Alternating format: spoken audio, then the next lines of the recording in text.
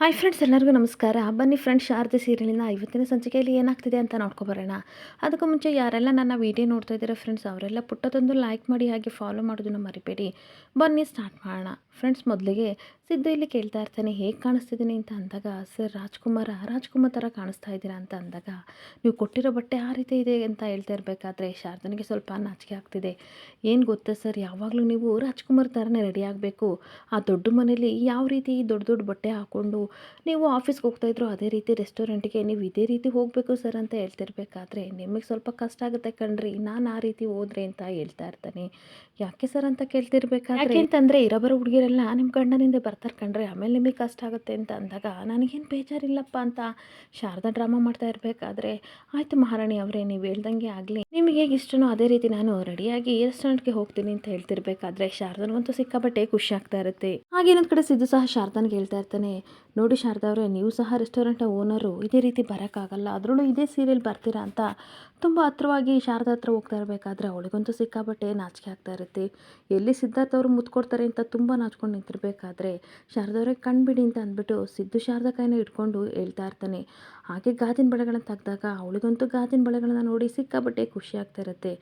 ಇದನ್ನು ನಿಮಗೋಸ್ಕರ ನೆನ್ನೆನೆ ತಂದೆ ಕಣ್ರಿ, ಆದರೆ ಕೊಡೋಕ್ಕಾಗಲಿಲ್ಲ, ತೊಗೊಳ್ಳಿ ಅಂತ ಅಂದಾಗ ಅವಳು ಅಂತೂ ಸಿಕ್ಕಾಪಟ್ಟೆ ಖುಷಿಯಾಗಿ ಕೈನ ಮುಂದೆ ಕೊಡ್ತಾಳೆ.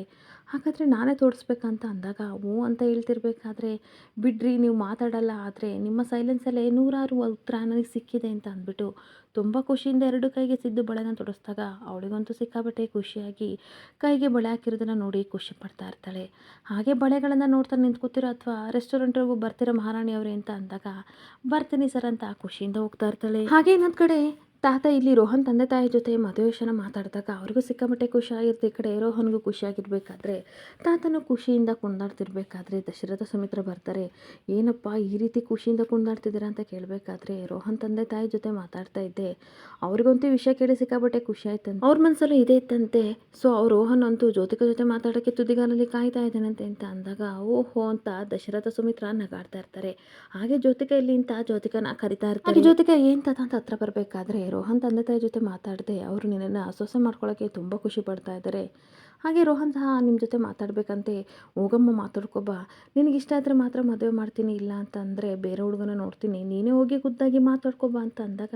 ನಾನೊಬ್ಬಳೇ ಹೋಗೋಣ ಅಂತ ಅಂದಾಗ, ಹೌದಮ್ಮ ನೀನೇ ಹೋಗಿ ಮಾತಾಡಬೇಕು, ಇಲ್ಲಾಂದರೆ ಇಷ್ಟ ಇಲ್ಲ ಅಂದರೆ ಹೇಳು, ನಾನು ಬೇರೆ ಹುಡುಗನ ನೋಡ್ತೀನಿ ಅಂತ ತಾತ ಹೇಳ್ತಾ ಇರ್ತಾರೆ. ಹಾಗೆ ಒಂದು ಕಡೆ ಜ್ಯೋತಿಕಾ ಬೇಜಾರಾಗಿ ನಿಂತಿರಬೇಕಾದ್ರೆ ಈ ಕಡೆ ಸುಮಿತ್ರ ಹೇಳ್ತಾ ಇರ್ತಾಳೆ, ಓ ನನ್ನ ಬಂಗಾರಿ, ಯಾಕೆ ಈ ರೀತಿ ಸೈಲೆಂಟ್ ಆಗಿದೆಯಾ, ನನಗೆ ಗೊತ್ತು ನಿನಗೆ ತುಂಬ ಬೇಜಾರಾಗ್ತಿದೆ ಅಂತ, ಗೊತ್ತಿದ್ದವ್ರ ಜೊತೆ ನಾವು ಅಪರಿಚಿತ ವ್ಯಕ್ತಿ ಜೊತೆ ಕೈ ಹಿಡಿದಾಗ ಇದೇ ರೀತಿ ನನಗೆ ಸಂಕಟ ಆಗೋದು, ನನಗೂ ಒಂದು ಟೈಮಲ್ಲಿ ಇದೇ ರೀತಿ ಆಯಿತು, ಆದರೆ ಬೇಜಾರು ಮಾಡ್ಕೋಬೇಡ, ಹಾಗೆ ಇದಕ್ಕೆ ನಾನಾಗಲಿ ನೀನಾಗಲಿ ಹೊಣೆಯಲ್ಲ. ಒಂದು ಕೆಲಸ ಮಾಡು, ನೀನು ರೋಹನ್ ಜೊತೆ ಮಾತಾಡಿದರೆ ಅವ್ನ ಕ್ಯಾರೆಕ್ಟರ್ ಏನೋ, ಹಾಗೆ ಅವ್ನ ನಡವಳಿಕೆ ಏನು, ಅವ್ನಿಗೇನು ಇಷ್ಟ ಏನು ಇಷ್ಟ ಇಲ್ಲ ಪ್ರತಿಯೊಂದು ಸಹ ನಿನಗೆ ಅರ್ಥ ಆಗುತ್ತೆ, ಇಷ್ಟ ಇದ್ದರೆ ಓಕೆ ಏನು, ಇಲ್ಲ ಅಂದರೆ ಬೇಡ ಅಂತ ಸುಮಿತ್ರ ಹೇಳ್ತಿರ್ಬೇಕಾದ್ರೆ, ಹೌದು ಕಣೆ ಗೋಲ್ಡಿ, ನಿನಗಿಷ್ಟ ಇದ್ದರೆ ಓಕೆ ಏನು, ಇಲ್ಲಾಂದರೆ ಬೇಡ, ಒಂದು ಸಲ ಮಾತಾಡೋದ್ರಲ್ಲಿ ತಪ್ಪೇನಿಲ್ಲ ಬಿಡು ಅಂತ ಪಾರಿಜಾತ ಹೇಳ್ಬಿಟ್ಟು, ಬೇಕಾದರೆ ನಿನ್ನ ಜೊತೆ ನಾನು ಬರ್ತೀನಿ ಅಂತ ಹೇಳ್ತಾ ಇರಬೇಕಾದ್ರೆ ದಶರಥ ಹೇಳ್ತಾ ಇರ್ತಾನೆ, ಅಲ್ಲ ಅವರಿಬ್ಬರು ಅವ್ರ ಮನಸ್ಸಿನ ಮಾತನ್ನ ಮಾತಾಡೋಕ್ಕೆ ಅಂತ ಹೋಗ್ತಾ ಇದ್ದಾರೆ, ಅಂಥದ್ರಲ್ಲಿ ನೀವೇನಕ್ಕೆ ಹೋಗಿ ಚಿಕ್ಕಮ್ಮ ಅಂತ ದಶರಥ ಹೇಳ್ತಾ ಇರಬೇಕಾದ್ರೆ ತಾತನೂ ಸಹ, ಅಲ್ಲ ಕಣೆ ಪಾರಿಜಾತ,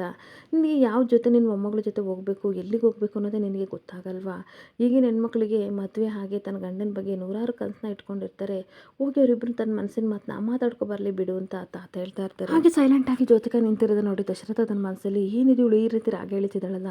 ಮತ್ತೆ ಮದುವೆ ಬೇಡ ಅಂತ ಏನಾದರೂ ಅಂದ್ಬಿಡ್ತಾಳೆ ದೇವ್ರೆ ಅಂತ ಯೋಚನೆ ಮಾಡ್ತಾ ಇರಬೇಕಾದ್ರೆ ಮತ್ತೆ ಸುಮಿತ್ರ ತುಂಬ ಫೋರ್ಸ್ಫುಲ್ಲಾಗಿ ಫೋರ್ಸ್ ಮಾಡ್ತಾ ಇರ್ತಾಳೆ, ಓ ನನ್ನ ಬಂಗಾರ ಪ್ಲೀಸ್ ಆಯಿತಾ, ನಮಗೋಸ್ಕರ ನೀನು ರೋಹನ್ ಜೊತೆ ಒಂದೇ ಒಂದು ಸಲ ಮಾತಾಡು ಅಂತ ಅಂದಾಗ, ಸರಿ ನೀವೆಲ್ಲ ಎಷ್ಟು ಕೇಳ್ಕೊತಿದ್ದೀರಲ್ಲ, ನಾನು ಒಂದು ಸಲ ರೋಹನ್ ಜೊತೆ ಮಾತಾಡ್ಕೊಂಡು ಬರ್ತೀನಿ ಅಂತ ಅಂದಾಗ ಎಲ್ಲರಿಗೂ ಸಿಕ್ಕಾಬಿಟ್ಟೆ ಖುಷಿ ಆಗ್ತಿರ್ಬೇಕಾದ್ರೆ ತಾತ, ನನಗೆ ಇವಾಗ ಸಮಾಧಾನ ಆಯಿತು ಅಂತ ಹೇಳ್ತಾ ಇದ್ರೆ ಜ್ಯೋತಿಕಾ ಮಾತ್ರ ಪಾರಿಜಾತ ಕಡೆಗೆ ಕಣ್ಸನ್ನೆ ಮಾಡ್ತಿರ್ಬೇಕಾದ್ರೆ, ಹೋಗ್ಬಿಟ್ಬಾ ಅಂತ ಅವಳು ಸಹ ಕಣ್ಣಲ್ಲೇ ಲುಕ್ ಕೊಡ್ತಾ ಇರ್ತಾಳೆ. ಹಾಗೆ ಇನ್ನೊಂದು ಕಡೆ ಶಾರದಾ ರೆಸ್ಟೋರೆಂಟಲ್ಲಿ ಅಡುಗೆ ಮಾಡ್ತಾ ಇರಬೇಕಾದ್ರೆ ಎಲ್ಲರಿಗೂ ಸಹ ಅಡುಗೆ ಯಾವ ರೀತಿ ಮಾಡೋದು ಅಂತ ಅಲ್ಲಿರೋ ಶೆಫ್ಗಳಿಗೆಲ್ಲ ಹೇಳ್ಕೊಡ್ತಾ ಇರ್ತಾಳೆ. ಹಾಗೆ ಅಷ್ಟೊತ್ತಿಗೆ ಸಿದ್ದು ಬಂದು, ಶಾರದವ್ರೆ ನೀವು ಇಲ್ಲಿದ್ದೀರಾ ಅಂತ ಅಂದಾಗ, ಹೌದು ನಾನು ಇಲ್ಲೇ ಅಡುಗೆ ಮಾಡ್ತಿದ್ದೆ ಅಂತ ಅಂದಾಗ, ನೀವು ಯಾಕ್ರಿ ಮಾಡ್ತೀರಾ, ಅವ್ರು ಮಾಡ್ತಾರೆ, ನೀವು ಜಸ್ಟ್ ಇನ್ಸ್ಟ್ರಕ್ಷನ್ ಕೊಡ್ರಿ ಅಂತ ಅಂದಾಗ, ಪರವಾಗಿಲ್ಲ ಸರ್ ನನಗೆ ಅಡುಗೆ ಮಾಡೋದಂದರೆ ತುಂಬ ಇಷ್ಟ. ಅದರಲ್ಲೂ ಅಡುಗೆ ಮನೆ ಬಿಟ್ಟು ಬರೋಕ್ಕಾಗಲ್ಲ. ಬಿಟ್ಟು ಬಂದರೆ ನನಗೆ ಈ ಮಕ್ಕಳು ಅಮ್ಮನ ಕಳ್ಕೊಂಡಾಗ ಮಿಸ್ ಆಗಿ ಹುಡುಕ್ತಿರ್ತಾರಲ್ಲ, ಆ ರೀತಿ ನನಗೆ ಆಗುತ್ತೆ. ನನಗೆ ಅಡುಗೆ ಮಾಡೋದಂದರೆ ತುಂಬ ಇಷ್ಟ ಅಂತ ಅಂದಾಗ, ನಿಮಗೇನೋ ಇಷ್ಟ ಕಣ್ರಿ, ಆದರೆ ನನಗೆ ಅಲ್ಲಿ ಒಬ್ಬನೇ ಇರೋಕ್ಕಾಗಲ್ಲ, ಬಂದರೆ ಅಲ್ಲಿಗೆ ಅಂತ ಅಂದಾಗ, ಯಾಕೆ ಬರಬೇಕು ಅಂತ ಕೇಳ್ತಿರ್ಬೇಕಾದ್ರೆ, ನೀವು ಬಂದರೆ ಆವಾಗವಾಗ ನಿಮ್ಮನ್ನು ನೋಡ್ತಾ ಇರ್ತೀನಿ, ಹಾಗೆ ಖುಷಿ ಪಡ್ತಾ ಇರ್ತೀನಿ, ಕನಸು ಕಾಣ್ತಾ ಇರ್ತೀನಿ, ಬನ್ನಿ ಬನ್ನಿ ಅಂತ ರೇಗಿಸ್ತಾ ಇರ್ತೀನಿ. ಹಾಗೆ ಹೋಗ್ರಿ ಅಲ್ಲಿರ್ರಿ, ಕಸ್ಟಮರ್ ಬರ್ತಾರೆ ಅಂತ ಶಾರದಾ ಸಿಟ್ಟಿನ ಬೈದು ಕಳಿಸ್ತಿರ್ಬೇಕಾದ್ರೆ ಅಷ್ಟೊತ್ತಿಗೆ ಆ ರೆಸ್ಟೋರೆಂಟ್ನ ಹಳೆ ಓನರ್ ಬರ್ತಾರೆ. ಹಳೆ ಓನರ್ ಬಂದು ಕಸ್ಟಮರ್ನ ಹಾಗೆ ಅವಳು ಬೋರ್ಡ್ ಮೇಲೆ ಬರ್ದಿರೋ ನುಡಿಮುತ್ತನ್ನ ಅದನ್ನೆಲ್ಲ ಓದಿ ಸಿಕ್ಕಾಪಟ್ಟೆ ಖುಷಿಯಾಗಿ ಸಿದ್ಧಾರ್ಥ ಅವರೇ ಅಂತ ಕೂಗ್ತಿರ್ಬೇಕಾದ್ರೆ, ಸರ್ ನೀವಾ, ಬನ್ನಿ ಸರ್ ಅಂತ ಅಂದಾಗ, ಏನ್ರಿ ಮಾಡ್ತಿದ್ರಿ ಅಡುಗೆ ಮಲ್ಲಿ ಅಂತ ಅಂದಾಗ, ಹಾಗೆ ಕಿಚನ್ನ ನೋಡ್ಕೋತಿದ್ದೆ ಅಂತ ಸಿದ್ದು ಹೇಳ್ತಾ ಇರ್ತಾನೆ. ಹಾಗೆ ಮತ್ತೆ ಆ ಓನರು ಹೇಳ್ತಾ ಇರ್ತಾರೆ, ನನಗಂತೂ ಸಿಕ್ಕಾಪಟ್ಟೆ ಖುಷಿ ಆಯಿತು, ಇಷ್ಟು ಚಿಕ್ಕ ಸಮಯದಲ್ಲಿ ನಿಮ್ಮ ರೆಸ್ಟೋರೆಂಟ್ ಬಗ್ಗೆ ಎಲ್ಲರೂ ಹೊಗಳ್ತಾ ಇದ್ದಾರೆ ಕಣ್ರಿ, ಅದನ್ನು ನೋಡಿ ಖುಷಿ ಆಯಿತು. ನಾನು ತುಂಬ ಕಷ್ಟಪಟ್ಟು ರೆಸ್ಟೋರೆಂಟ್ನ ಬೆಳೆಸ್ದೆ, ಒಂದು ಹಂತಕ್ಕೆ ಬರಬೇಕಾದ್ರೆ ಏನೇನೋ ಸಮಸ್ಯೆ ಆಗಿ ಕಸ್ಟಮರ್ನ ನಂಬಿಕೆನ ನಾನು ಕಳ್ಕೊಬಿಟ್ಟೆ ಅಂತ ಹೇಳ್ತಾ ಇರಬೇಕಾದ್ರೆ ಸಿದ್ದುಗೆ ಸ್ವಲ್ಪ ಬೇಜಾರಾಗ್ತಾ ಇರುತ್ತೆ. ಹಾಗೆ ಮತ್ತೆ ಓನರ್ ಹೇಳ್ತಾ ಇರ್ತಾರೆ, ದೊಡ್ಡ ಮಟ್ಟಕ್ಕೆ ತಗೊಂಡು ಹೋಗ್ಬೇಕನ್ನೋ ಆಸೆನ ನೀವು ಈಡೇರಿಸ್ತಿದ್ದೀರಾ ಕಣ್ರಿ, ನಿಜವಾಗ್ಲೂ ಹೊರಗಡೆ ಎಲ್ಲರೂ ಸಹ ರೆಸ್ಟೋರೆಂಟ್ ಬಗ್ಗೆ ಒಳ್ಳೊಳ್ಳೆ ಮಾತನ್ನ ಆಡ್ತಾ ಇದ್ದಾರೆ, ನನಗಂತೂ ಸಿಕ್ಕಾಪಟ್ಟೆ ಖುಷಿ ಆಯಿತು ಅಂತ ಅಂದಾಗ, ಈ ಕ್ರೆಡಿಟ್ ಎಲ್ಲ ನನ್ನ ಹೆಂಡ್ತಿಗೆ ಹೋಗಬೇಕು ಸರ್, ಅವರಿಗೆ ಆ ತಿಂಡಿ ಮತ್ತು ಊಟದಲ್ಲಿ ಅಷ್ಟು ಅಭಿರುಚಿ ಇದೆ, ಅಷ್ಟು ನಾಲೆಡ್ಜ್ ಇದೆ ಅಂತ ಅಂದಾಗ, ಹೌದಾ ಶಾರದವ್ರೆ ಖುಷಿ ಆಯಿತು, ನಮಗೂ ಸಹ ಇವತ್ತಿನ ಸ್ಪೆಷಲ್ ತಿಂಡಿ ಖಾರಬಾತ್ ಸಿಗ್ಬೋದಾ ಅಂತ ಓನರ್ ಕೇಳ್ತಿರ್ಬೇಕಾದ್ರೆ, ಸರಿ ಸರ್, ಒಂದು ಸಲ ಮಾಡಿದ ಖಾಲಿಯಾಗಿ ಎರಡನೇ ಸಲ ಮಾಡ್ತಾ ಇದ್ದೀವಿ, ನೀವು ಕೂತ್ಕೊಳ್ಳಿ ತೊಗೊಬರ್ತೀನಿ ಅಂತ ಶಾರದಾ ಹೋಗ್ತಾ ಇರ್ತಾಳೆ. ಹಾಗೆ ಓನರು ಖಾರಬಾತ್ನ ತಿಂದು ಸಿಕ್ಕಾಬಟ್ಟೆ ಹೊಗಳ್ತಾ ಇರ್ತಾರೆ, ಸಖತ್ತಾಗಿದೆ, ನಿಜವಾಗ್ಲೂ ಹಳೆ ತಿಂಡಿಗೆ ಹೊಸ ಟೇಸ್ಟ್ ಕೊಟ್ಟು ಮಾಡಿದ್ದೀರಾ, ನನಗಂತೂ ಲೈಫಲ್ಲಿ ಇಂಥ ಖಾರಬಾತ್ ತಿಂದಿಲ್ಲ ಕಣ್ರಿ, ಸಿದ್ಧಾರ್ಥ ಮತ್ತು ಶಾರದವ್ರೆ ನಿಮ್ಮ ಕೈಲಿ ಜಾದೂನೇ ಇದೆ ಕಣ್ರಿ ಅಂತ ಅಂದಾಗ, ಆ ಥರ ಏನಿಲ್ಲ ಸರ್, ನಾವು ಇಷ್ಟು ಚೆನ್ನಾಗಿ ಅಡುಗೆ ಮಾಡಿದ್ರು ಸಹ ಅದನ್ನು ಹೊರಗಿನ ಪ್ರಪಂಚಕ್ಕೆ ತೋರ್ಸೋಕ್ಕೆ ಒಂದು ಅವಕಾಶ ಬೇಕಿತ್ತು, ಅದು ನಿಮ್ಮಿಂದ ಸಾಧ್ಯ ಆಯಿತು, ನಿಮ್ಗೆ ಯಾವಾಗಲೂ ನಾನು ಋಣಿಯಾಗಿರ್ತೀನಿ ಅಂತ ಶಾರದಾ ಹೇಳ್ತಿರ್ಬೇಕಾದ್ರೆ, ದೊಡ್ಡ ಮಾತು ಕಣ್ರಿ, ನಿಮ್ಮ ಕೈಲಂತ ಜಾದೂ ಇದೆ, ಖಂಡಿತ ಜೀವನದಲ್ಲಿ ಮುಂದೆ ಬಂದೇ ಬರ್ತೀರಾ, ನನಗಂತೂ ಸಿಕ್ಕಾಬಟ್ಟೆ ಖುಷಿ ಆಯಿತು, ಅದರಲ್ಲೂ ಬೋರ್ಡ್ ಮೇಲೆ ಈ ಥರ ಬರೆದಿದ್ದೀರಾ, ನನಗಂತೂ ಅದು ನೋಡಿ ಖುಷಿ ಆಯಿತು ಅಂತ ಅಂದಾಗ, ಹೌದು ಸರ್, ಪ್ರತಿದಿನ ಒಂದೇ ಥರ ಅಡುಗೆ ಮಾಡ್ತೀವಿ, ಹಾಗೆ ಟೇಸ್ಟು ಸಹ ಡಿಫ್ರೆಂಟ್ ಆಗ್ಬೋದಲ್ವಾ, ಅದಕ್ಕೆ ಅದನ್ನು ತಿಂದು ಖುಷಿಯಾಗಿದ್ದರೆ ಏನಾದರೂ ಸಹ ನಿಮ್ಮ ಅನಿಸಿಕೆನ ಬರೀರಿ, ಅಥವಾ ತಪ್ಪಾಗಿದ್ದರೆ ತಿದ್ಕೋತೀವಿ ಅದನ್ನು ಬರೀರಿ ಅಂತ ನಾವು ಕಸ್ಟಮರ್ಗೆ ಈ ರೀತಿ ಸಹಾಯ ಮಾಡಿದ್ದೀವಿ, ಅವ್ರು ತಪ್ಪಾಗಿದ್ದರೆ ನಾವು ಅದನ್ನು ತಿದ್ಕೋತೀವಿ, ಅವರು ತಪ್ಪು ಅಂತ ಹೇಳಿದರೆ ಅದನ್ನು ಅರ್ಥ ಮಾಡ್ಕೋತೀವಿ ಅಂತ ಅಂದಾಗ, ಗುಡ್ ಐಡಿಯಾ, ನಿಮ್ಮ ಟ್ಯಾಲೆಂಟ್ಗೂ ಹಾಗೆ ಶಾರದವರ ಕೈರುಚಿಗೂ ತುಂಬಾ ಅಭಿರುಚಿ ಇದೆ ಕಣ್ರಿ, ಒಳ್ಳೆಯದಾಗಲಿ, ಏನಾದರೂ ಇನ್ಸ್ಟ್ರಕ್ಷನ್ ಬೇಕು ಅಂತ ಅಂದರೆ ನನಗೆ ಕಾಲ್ ಮಾಡಿ ಅಂತ ಹೇಳಿ ಓನರ್ ಹೋಗ್ತಾ ಇರಬೇಕಾದ್ರೆ,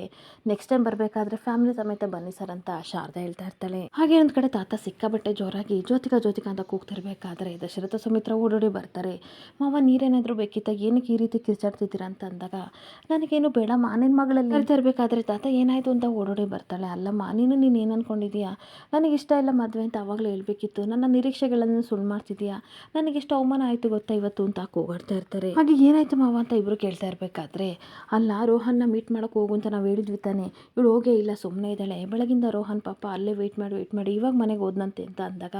ಎಲ್ಲರಿಗೂ ಸಿಕ್ಕಾಪಟ್ಟೆ ಬೇಜಾರಾಗ್ತಿರುತ್ತೆ. ಹಾಗೆ ದಶರಥ ಯಾಕೆ ಹಿಂಗೆ ಮಾಡಿದೆ ಅಂತ ಬೈತಿರ್ಬೇಕಾದ್ರೆ, ಅಲ್ಲ ಪುಟಾಣಿ, ಏನಕ್ಕಿಂತ ಕೆಲಸ ಮಾಡಿದೆ, ಅಟ್ಲೀಸ್ಟ್ ನಮಗೆ ಇಷ್ಟ ಇಲ್ಲ ಅಂತ ಆವಾಗಲೇ ನಮಗೆ ಹೇಳ್ಬೋದಿತ್ತು ತಾನೆ, ಈಗ ತಾತನ ಮರ್ಯಾದೆ ಅಪ್ಪನ ಮರ್ಯಾದೆ ಎಲ್ಲ ಹೋಗುತ್ತೆ ಗೊತ್ತಾ, ಅವ್ರ ಅಪ್ಪ ಅಮ್ಮ ಏನು ಅನ್ಕೊಳ್ಳಲ್ಲ ನಮ್ಮ ಬಗ್ಗೆ ಅಂತ ಬೈತಾ ಇರ್ತಾಳೆ. ಆಗ ಜ್ಯೋತಿಕಾ ಹೇಳ್ತಾ ಇರ್ತಾಳೆ,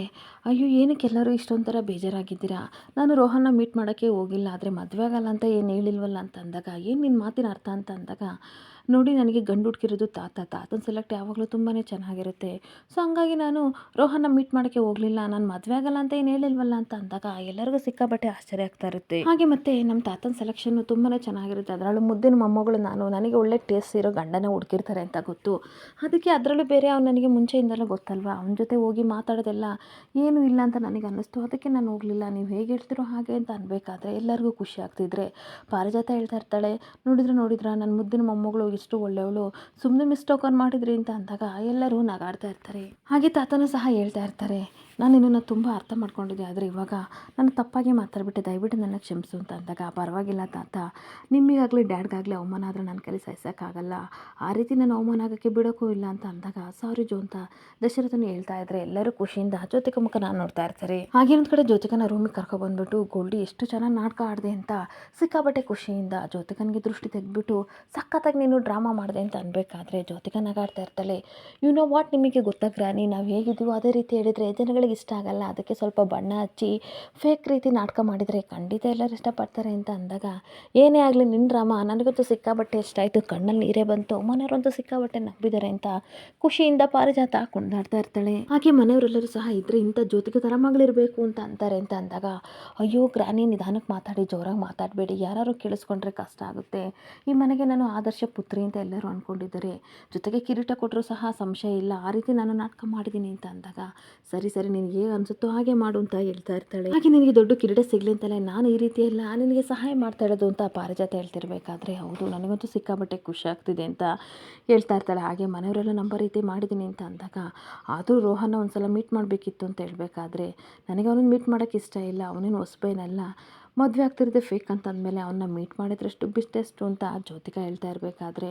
ಆದರೂ ಬಿಡು ತಾತನ್ನ ಸಿಕ್ಕಾಪಟ್ಟೆ ಇಂಪ್ರೆಸ್ ಮಾಡಿದೆ, ಇಷ್ಟು ವರ್ಷದಲ್ಲಿ ನಾನು ಅವ್ರನ್ನ ಇಂಪ್ರೆಸ್ ಮಾಡೋಕ್ಕಾಗಲಿಲ್ಲ, ಎರಡನೇ ಕಣ್ಣೀರಾಕಿ ಅವ್ರಿಗೆ ನೀನು ಫಿದಾಗ್ಬಿಟ್ಟೆ ಅಂತ ಹೇಳ್ಕೊಂಡು ನಗಾಡ್ತಾ ಇರ್ತಾರೆ. ಏನೊಂದು ಕಡೆ ಶಾರದಾ ಮನೆಗೆ ಬಂದ ಅನಸೂಯ ಹತ್ರ ಹೇಳ್ತಾ ಇರ್ತಾಳೆ, ಅಮ್ಮ ಇವತ್ತು ಆ ಹೋಟೆಲ್ ಓನರ್ ಬಂದಿದ್ರು, ನಾನು ಮಾಡಿರೋ ಖಾರ ಭಾತ್ನ ತಿಂದ್ಬಿಟ್ಟು ಸಿಕ್ಕಾಪಟ್ಟೆ ಎಂಜಾಯ್ ಮಾಡಿದ್ರು, ಸಿಕ್ಕಾಪಟ್ಟೆ ಖುಷಿ ಆಯಿತು ಅಂತ ಹೇಳಿದ್ರು ಅಂತ ಅಂದಾಗ, ನೋಡ್ತಾ ಇರೋ ಶಾರದಾ, ನಮ್ಮ ಅಮ್ಮಮ್ಮ ತಿಂಡಿ ಬಂಡಿ ಎಷ್ಟು ಫೇಮಸ್ ಆಗಿತ್ತು ಅದೇ ರೀತಿ ಈ ಹೋಟೆಲು ಖಂಡಿತ ಫೇಮಸ್ ಆಗುತ್ತೆ ಅಂತ ಅಂದಾಗ, ಅಷ್ಟಾದರೆ ಸಾಕು ಅಂತ ಇಬ್ಬರು ಖುಷಿಯಿಂದ ಮಾತಾಡ್ತಿರ್ಬೇಕಾದ್ರೆ, ಸಿದ್ದು ಹೇಳ್ತಾ ಇರ್ತಾನೆ, ಆ ರೆಸ್ಟೋರೆಂಟ್ಗೆ ಒಂದು ಒಳ್ಳೆ ಹೆಸರು ಇಡಬೇಕು, ಏನಾದರೂ ಸೆಲೆಕ್ಟ್ ಮಾಡಿ ಅಂತ ಅನ್ಬೇಕಾದ್ರೆ, ಸಿದ್ಧಾರ್ಥ ಅಂತ ರೆಸ್ಟೋರೆಂಟ್ಗೆ ಹೆಸರನ್ನ ಅಂತ ಅಂದಾಗ, ಬೇಡ ಬೇಡ ಕುಟುಂಬದ ಹೆಸರು ಬೇಡ ಅಂತ ಅನ್ಬೇಕಾದ್ರೆ ದೀಪು, ಸಿದ್ಧಾರ್ಥ ಶಾರದಾ ಹಾಗೆ ದೀಪು ಅಂತ ಎಲ್ಲ ಹೆಸರು ಇಟ್ಬಿಡೋಣ ಅಪ್ಪ ಅಂತ ಅನ್ಬೇಕಾದ್ರೆ, ಅದ್ಯಾಕೆ ನನ್ನನ್ನೊಬ್ಬಳು ಬಿಟ್ಟೆ, ನನ್ನ ಹೆಸರನ್ನ ಹೇಳೆ ಅಂತ ಅನಸೂಯ ರೇಗಿಸ್ತಾ ಇರ್ತಾಳೆ. ಆಮೇಲೆ ಮತ್ತೆ ಏನಂತ ಹೆಸರಿಡೋದು ಅಂತ ಅಂದಾಗ, ಶ್ರೀಕೃಷ್ಣ ಅಂತ ದೇವ್ರ ಹೆಸರಿಡೋಣ ಅಂತ ಅಂದಾಗ, ಬೇಡ ಬೇಡ ಗಲ್ಲಿಗೊಂದೊಂದು ಥರ ಹೆಸರಿರುತ್ತೆ, ಅದೆಲ್ಲ ಬೇಡ ಶಾರದವ್ರೆ ಅಂತ ಅಂದಾಗ, ಅದೇನು ಸ್ಟಾರ್ ಅಂತ ಇರುತ್ತಲ್ಲ ಆ ರೀತಿ ಹೆಸರಿಡಿ ಅಂತ ಅಂದಾಗ, ಅದೇ 5 ಸ್ಟಾರು ಅಂತಲ್ಲ ಅಂತ ಅನ್ಬೇಕಾದ್ರೆ, ಹೌದು ಅಂತ ಅನಸೂಯ ಹೇಳ್ತಿರ್ಬೇಕಾದ್ರೆ, ಈ 4 ಸ್ಟಾರು 3 ಸ್ಟಾರ್ ಅವೆಲ್ಲ ಬೇಡ, ಅದಕ್ಕೆ ಒಂದು ಮೇಂಟೆನೆನ್ಸ್ ಅಂತ ಇರಬೇಕು, ಆ ರೀತಿ ಎಲ್ಲ ಬೇಡ, ಹಸ್ಕೊಂಡು ಬಂದವರು ಹಾಗೆ ಹೋಗ್ಬಿಡ್ತಾರೆ, ನಾವೊಂದು ಕೆಲಸ ಮಾಡೋಣ ಶಾರದಾಂಬೆ ಅಂತ ಹೋಟೆಲ್ ಅಂತ ಹೆಸರಿಡ ಅಂತ ಅಂದಾಗ, ಈ ಕಡೆ ಶಾರದಾ ರೇಗಿಸ್ತಾ ಇರ್ತಾಳೆ, ಅದ್ಯಾರೋ ಒಬ್ಬರು ಈಗಷ್ಟೇ ಹೇಳ್ತಾ ಇದ್ರು ಕುಟುಂಬದ ಹೆಸರು ಏನು ಬೇಡ ಅಂತ, ಅಂದಮೇಲೆ ಏನಕ್ಕೆ ನನ್ನ ಹೆಸರು ಇಡ್ತೀರಾ ಅಂತ ರೇಗಿಸ್ತಿರ್ಬೇಕಾದ್ರೆ, ಅದೇನು ಬೇಡ ನಿಮ್ಮ ತಾತನ ಹೆಸರು ಶಿವನಾರಾಯಣ ತಾತ ಅಂತ ಇಡೋಣ ಬಿಡಿ ಅಂತ ಅಂದಾಗ, ನಾವೆಲ್ಲ ಸೇರಿಬಿಟ್ಟು ಆಮೇಲೆ ಜೈಲಿಗೆ ಹೋಗಬೇಕಾಗುತ್ತೆ, ತಾತನ ಹೆಸರು ಇಟ್ಟಿದ್ರೆ ಆ ರೀತಿ ಮಾಡ್ತಾರೆ ಅಂತ ಸಿದ್ದು ರೇಗಿಸ್ತಾ ಇರ್ತಾನೆ. ಮೊದಲೇ ತಾತನ ಹೆಸರಲ್ಲಿ ಇಂಡಸ್ಟ್ರೀಸ್ ಇದೆ, ಈಗ ಹೋಟೆಲ್ ಮಾಡಿದ್ರೆ ಅಷ್ಟೇ ಕೇಸ್ ಹಾಕ್ಬಿಡ್ತಾರೆ, ಆ ರೀತಿ ಬೇಡ ಅಂತ ಅಂದಾಗ, ಒಂದು ಕೆಲಸ ಮಾಡೋಣ ದೀಪ ಹೆಸರು ಇಡೋಣ ಅಂತ ಅಂದಾಗ, ಚಿಕ್ಕವ್ರ ಹೆಸರು ಇಡಬಾರ್ದು ದೊಡ್ಡವ್ರ ಹೆಸರು ಇಟ್ಟಿದ್ರೆ ತುಂಬ ಒಳ್ಳೇದಾಗುತ್ತೆ ಅಂತ ಅನಸೂಯ ಹೇಳ್ತಿರ್ಬೇಕಾದ್ರೆ, ತಾತನ ಹೆಸರು ಶಿವನಾರಾಯಣ ಹಾಗೆ ಅಜ್ಜಿ ಹೆಸರು ಜ್ಯೋತಿ ಶಿವಜ್ಯೋತಿ ಅಂತ ಹೇಳೋಣ ಅಂತ ಅಂದಾಗ, ಅದು ಬೇಡ ಅಂತ ಅಂದಾಗ, ಅಮ್ಮಮ್ಮ ತಿಂಡಿ ಬಂಡಿಗೆ ಇಟ್ಟಿರೋ ಹೆಸರನ್ನೇ ಇಡಿ ಅಂತ ದೀಪು ಹೇಳ್ತಿರ್ಬೇಕಾದ್ರೆ, ಇದು ದೊಡ್ಡ ರೆಸ್ಟೋರೆಂಟು ಆ ರೀತಿಯಲ್ಲಿ ಇಡೋಕ್ಕಾಗಲ್ಲ ಅಂತ ಅಂದಾಗ, ಅಮ್ಮಮ್ಮ ಅಡುಗೆ ಮನೆ ಅಂತ ಇಡಿ ಅಂತ ಅಂದಾಗ, ಎಲ್ಲರಿಗೂ ಸಿಕ್ಕಾಪಟ್ಟೆ ಖುಷಿಯಾಗಿ ದೀಪನ ಹಗ್ ಮಾಡ್ಕೋತಾ ಇರ್ತಾರೆ. ಇಲ್ಲಿಗೆ ಸಂಚಿಕೆ ಎಂಡ್ ಆಗ್ತದೆ. Thank you for the watching friends.